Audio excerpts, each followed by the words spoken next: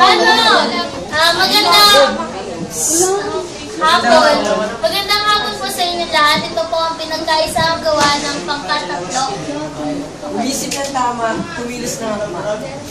Para sa mundong maginhawa at payapa.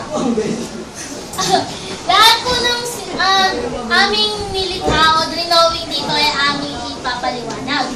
Una po dito ay ang babae. Ang babae nag-iisip para sa kanyang kapwa na siyang kailangan niyang tulungan, hindi lamang dahil sa gusto niya maging sikat o dahil sa kung anong mang hangarin niya, kundi dahil gusto niyang tumulong dahil nga po sa kabutihang meron siya.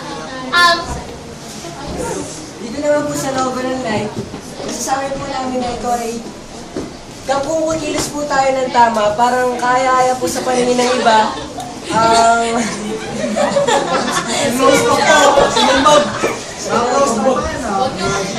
Ito nga po, yung sinasabi po ni Eugene na yung light sign, kasama po yung bumbilyan na nagsisilbing, di ba, pag nakakita tayo ng bright idea, di ba? Ganon. So, like yung mga iniisip natin, ibig sabihin nasa tama. Then, dito po sa medyo,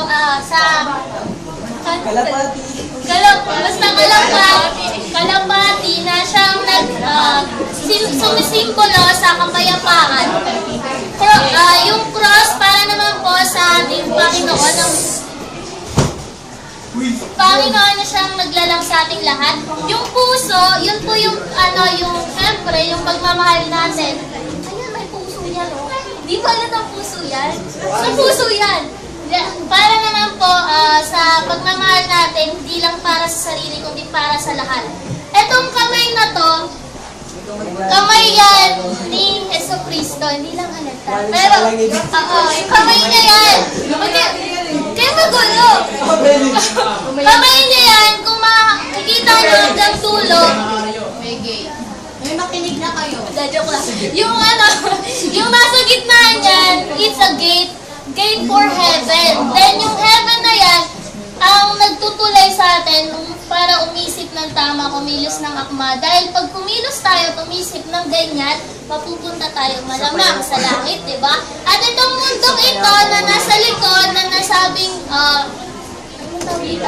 slogan, siya yung parang, kung dito, dapat dito umikot ang ating buong mundo para naman maging mapayapa at maging hawal at ng tao.